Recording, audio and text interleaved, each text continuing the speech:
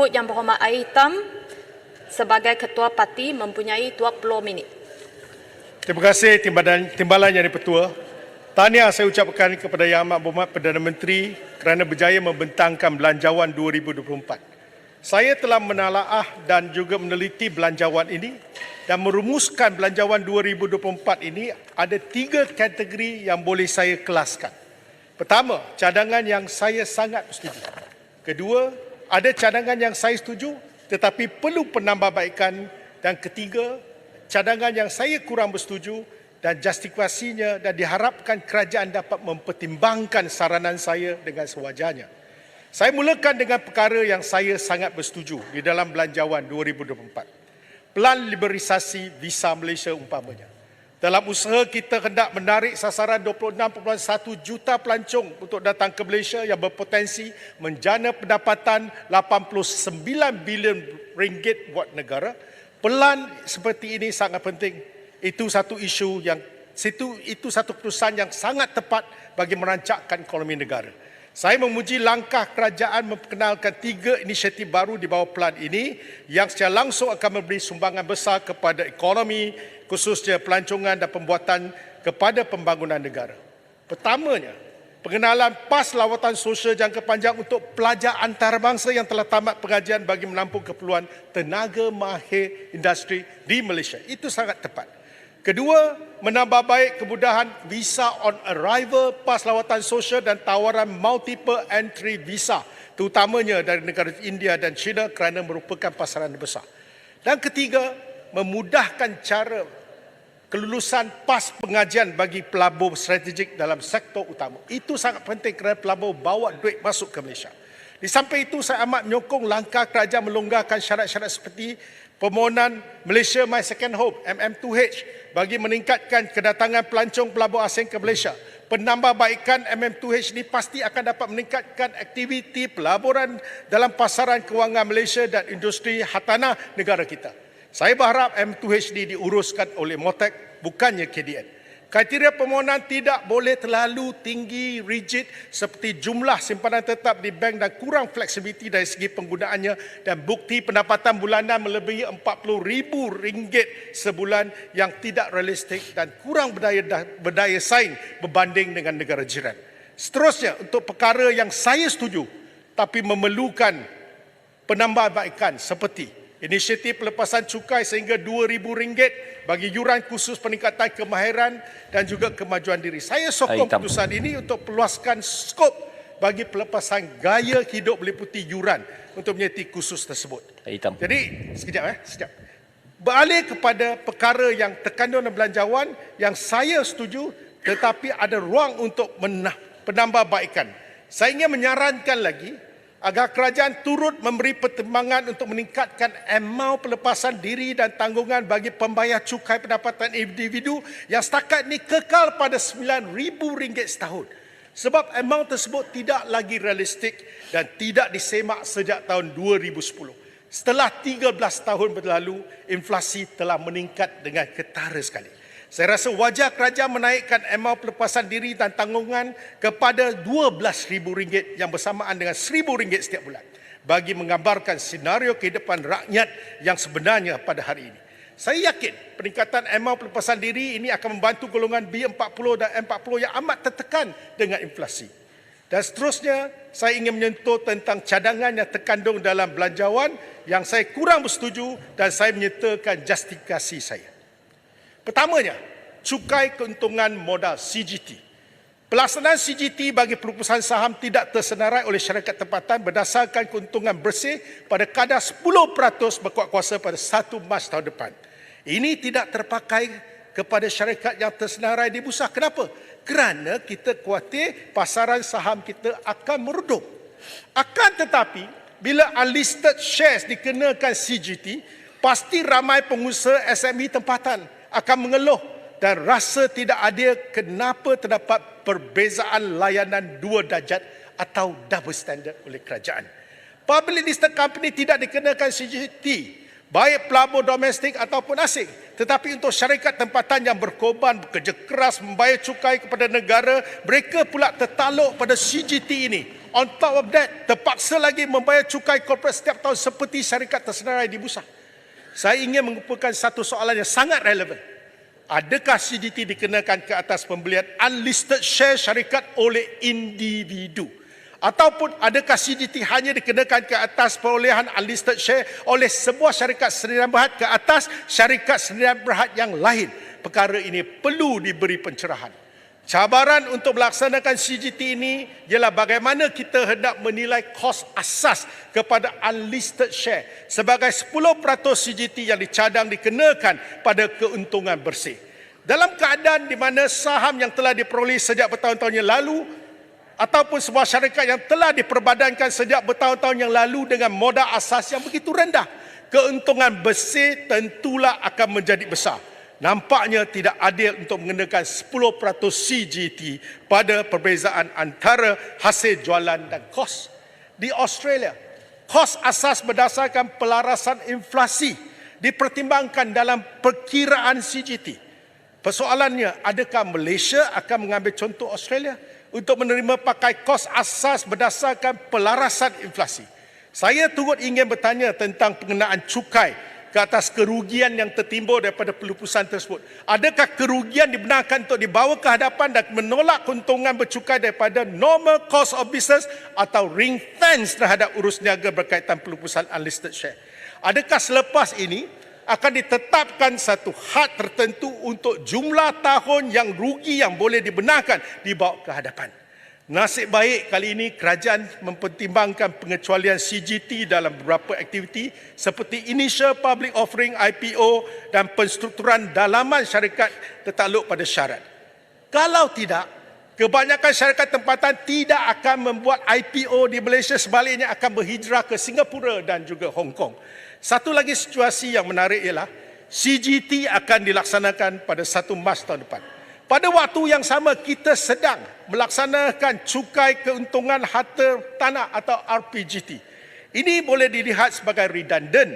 Pakar-pakar percukaian seperti Deloitte, Ernst & Young juga berpendapat bahawa tidak boleh ada double taxation. Kalau syarikat yang menguruskan harta tanah, dia akan kena cukai 10 hingga 30% untuk RPGT. Maka, adakah pindahan undang-undang terhadap akta RPGT akan dilakukan dalam tempoh terdekat? Sebelum ini, pernah berlaku beberapa kes. Terdapat individu yang telah membayar RPGT sebanyak 10% selepas menjual tanah. Tetapi LHDN telah membawa kes di ke mahkamah. Akhirnya, apa yang berlaku ialah individu tersebut tidak boleh membayar RPGT, tetapi ianya dikenakan income tax yang dengan kadar yang lebih tinggi kerana dikira sebagai sumber pendapatan individu. Ini adalah antara contoh atau presiden yang berlaku kecelaruan apabila kita melaksanakan double taxation. CGT dan RPGT adalah antara pertindahan cukai yang tidak sepatutnya wujud. Kita perlu mengambil iktibar daripada insiden ini. Mengenai e-invoicing, saya sedia maklum bahawa kerajaan bercadang menguatkuasakan e-invoicing secara mandatory kepada pembayar cukai dengan pendapatan atau jualan tahunan melebihi 100 juta ringgit mulai 1 Ogos tahun depan. Sementara pembayar cukai yang lain mengikut fasa mulai 1 Julai 2025. Walaupun kerajaan Madani tidak pernah secara terbuka mengakui mahu memperkenalkan semula GST, tetapi komponen-komponen dalam GST seperti e-invoicing telah mula kelihatan dan diperkenalkan secara piecemeal. Indikatornya sangat jelas dan tidak dapat kita nafikan. Bagi saya, e-invoicing ini sememangnya tidak diperlukan kerana sistem GST merangkumi e-invoicing.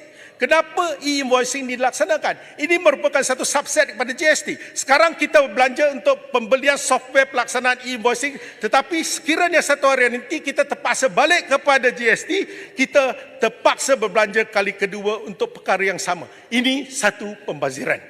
Pada tahun 2015, kita pernah melaksanakan GST. Ketika itu, kita tidak perlu e-invoicing. Ini kerana di bawah GST, semuanya jelas dan transparan.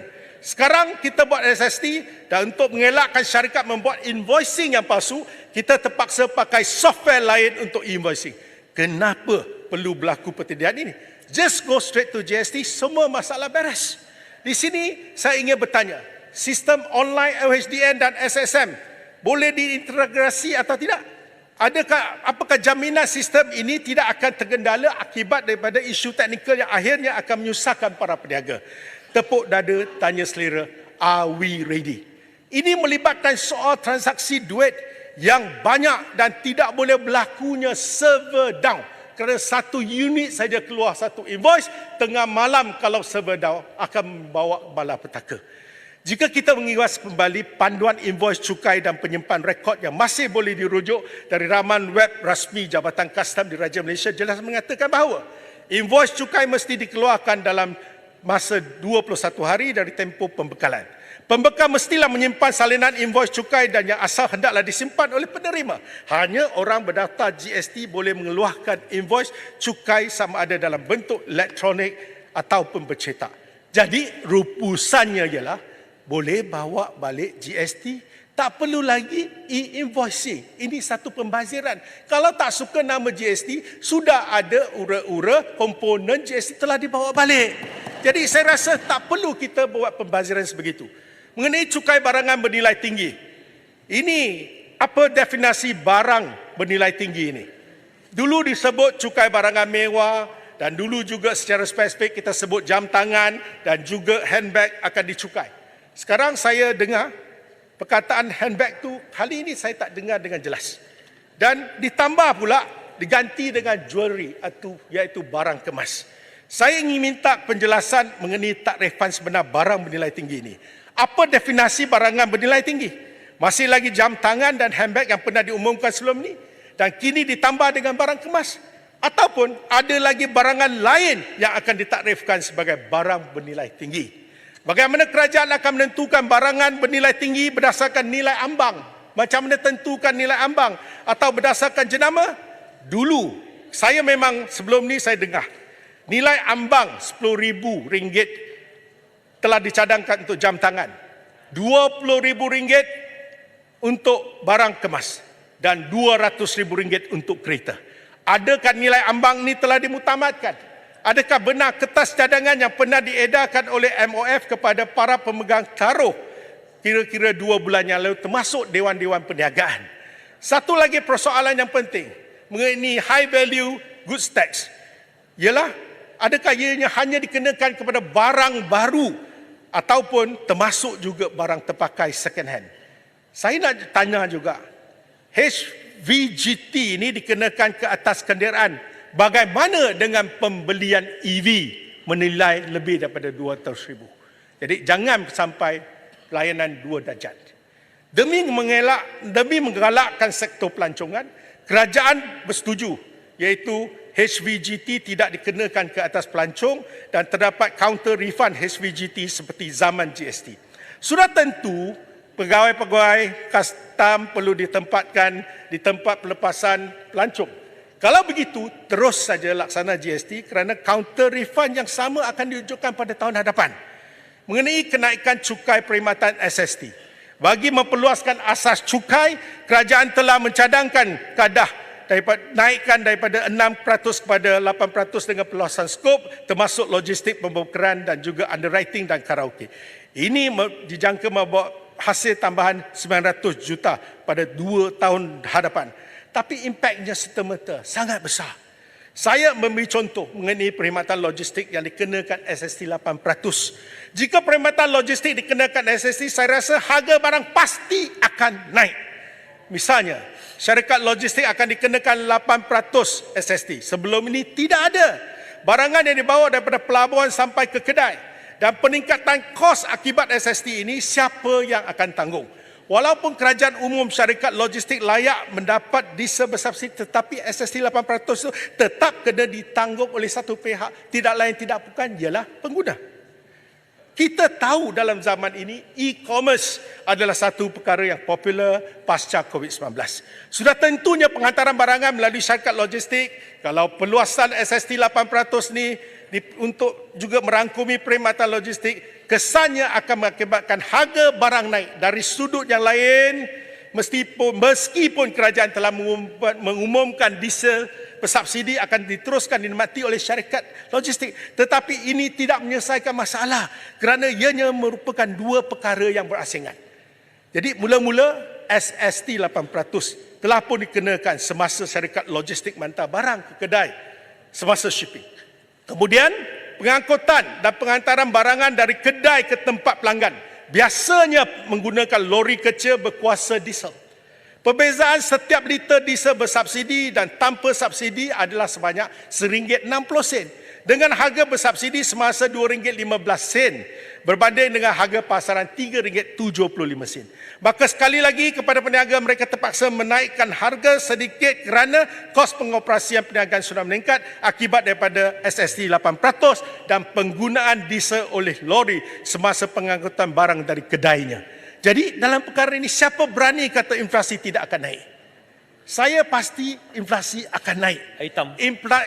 Inflasi terhadap rakyat jelata ini perlu diselidiki oleh kerajaan madani. Dan sekejap lagi. Satu lagi persoalan saya tentang SST. Memandangkan perluasan skop juga 8% dikenakan ke atas brokerage. Saya ingin mendapatkan pengesahan sama ada perluasan skop ini meliputi aktiviti brokerage atau perkhidmatan remiser dalam pembelian saham syarikat tersenai di bursa. Apa reaksi pasaran? Persoalan lazim di kalangan pembuat dasar cabaran pertama yang perlu diatasi oleh kerajaan ialah mampukah kerajaan mengutip SST dengan secara berkesan. Sebagaimana yang telah diketahui, pelaksanaan SST ini didakwa tidak secekap GST dalam menangani masalah ketirisan dan pengelakkan bayaran cukai oleh golongan yang tidak bertanggungjawab. Saya ingin beralih kepada satu lagi, cukai korporat. Cukai korporat Malaysia sehingga hari ini antara yang tertinggi dalam rantau ni. Kedudukan ke-7 dan ke-8 sebanyak 24%, lebih tinggi berbanding jiran-jiran kita. Singapura 17%, Brunei 18.5%, Cambodia 20% dan Vietnam 20%, Thailand 20% dan Indonesia pun baru 21%. Apa yang menyebabkan kita ketinggalan dalam perkara ini? GST. Ketiadaan GST menyebabkan kadar cukai korporat kita antara yang paling tinggi. Syarikat asing yang hendak membuka perniagaan akan lari ke negara jiran yang kadar cukai korporatnya jauh lebih rendah. Malaysia akan menjadi negara yang kurang daya tarikan untuk syarikat gergasi antarabangsa menubuhkan ibu pejabat serantau di sini. Dan saya bagi contoh. Pada tahun 2016, US mempunyai cukai korporat 35%. Kini cukai korporat US pun hanya 21%, rendah daripada Malaysia, dan Malaysia kekal pada 24% cukai korporat. Dulu kita laksanakan GST supaya kita dapat turunkan lagi cukai korporat untuk menghampiri Singapura dan mampu bersaing dengan negara jiran dan untuk mendapatkan lebih banyak pelaburan asing. Dan kita lihat ianya dapat mengelakkan transfer mispricing yang sering berlaku oleh syarikat-syarikat yang ingin lari atau mengurangkan cukai dengan memindahkan keuntungan mereka dari negara yang cukai korporatnya tinggi kepada negara yang cukai korporatnya rendah. Rumusannya lah, hanya dengan pelaksanaan semula GST, barulah cukai korporat dapat diturunkan dan Malaysia perlu berdaya maju. Kepada kerajaan madani, saya konsisten.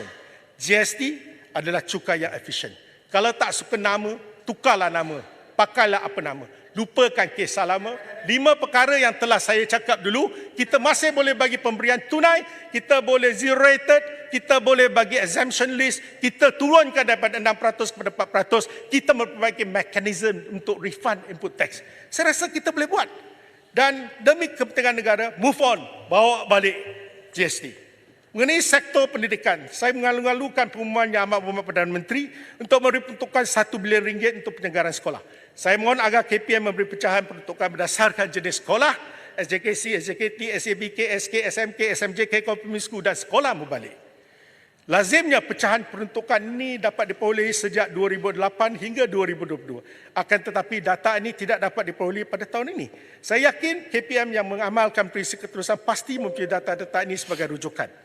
Pada waktu yang sama juga, saya berharap kerajaan madani dapat merealisasikan projek pembinaan baru 10 buah SJKC dan perpindahan 6 buah SJKC yang telah diluluskan oleh mantan Menteri Pendidikan pada 26 Oktober 2017. 2 buah SJKC baru seperti SJKC Kwek Ho Yau, SJKC Simau Yu harus diberi kelulusan pembinaan dengan segera.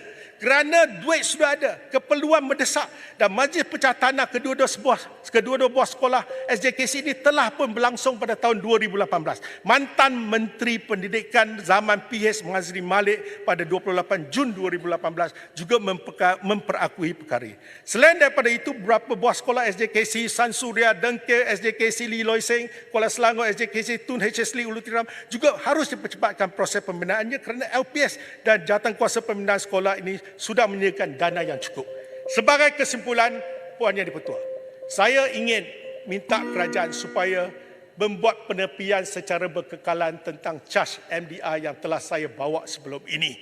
Kerana penggunaan duit now QR ini tidak melibatkan kos pun. Malahan kita tak payah papar pun, masuk dalam handphone peniaga, dia boleh.